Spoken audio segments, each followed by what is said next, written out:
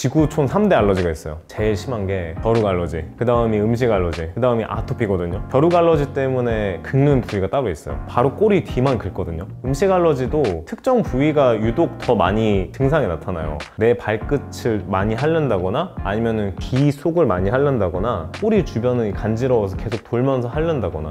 반면에 음식이나 벼룩이 아닌 어떤 환경이나 스트레스로 인한 다른 요인으로 벌어진 걸 아토피라고 하는데, 아토피 같은 경우는 뭐 겨드랑이나 아니면 사타구니, 막 배 전체 아니면 다리 전체 이런 식으로 피부병 양상이 있어요.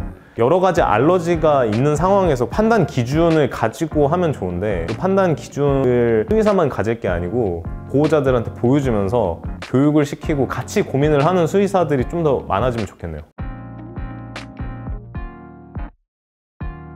문제는 이게 대부분 마케팅 용어라는 거예요. 동물병원에서 파는 사료 중에 뭐 저알러지성 사료가 있거든요. 근데 저알러지성이라는 말에 용어에 대한 정의가 없어요, 사실. 그냥 사료 회사에서 정해놓고 이건 저알러지성이다라고 해서 먹는 건데, 자기네 사측에서는 연구를 했겠지만 뭐 제대로 된 것도 없고, 또 가수분해라는 사료가 있어요. 단백질 입자 크기가 있는데 이 입자 크기 이상이면은 몸에서 알러지 반응을 유발한다라고 이제 연구 결과를 해서 났는데, 이제 사람들이 생각해 보니까 그럼 그 입자보다 크기를 더 잘게 쪼개면은 이게 알러지가 없어지겠네라고 생각을 한 거예요. 근데 문제는 사람이 신이 아니기 때문에 모든 단백질을 일정하게 쪼갤 수는 없어요. 단백질을 쪼개도 그 안에서는 여전히 큰 것도 남아있고 작은 것도 남아있고 한데, 이 대부분 가수분해 사료를 보면 닭고기로 하거든, 가금류. 그렇다 보니까 이미 닭고기 알러지가 있는 애한테 가수분해 사료를 먹인다고 해서 크게 나아지는 경우는 없어요.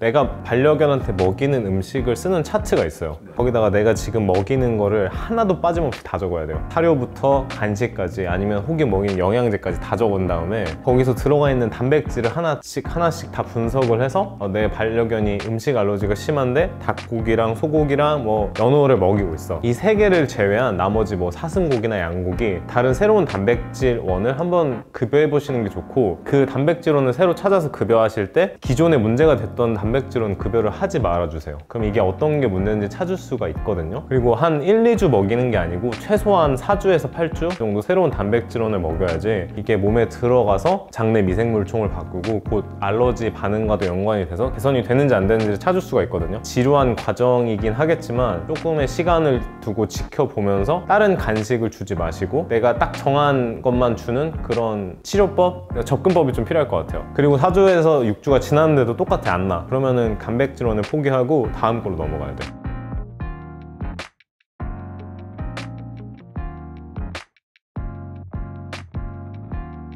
제 목표는 뭐 전문가가 되는 게 아니고, 이렇게 지식을 습득함으로써 이때 뭐가 있었는데 내가 이거 할 때 좀 주의해야 되겠다, 이 정도 마음 가지는 것만으로 저는 큰 성공이라고 봐요.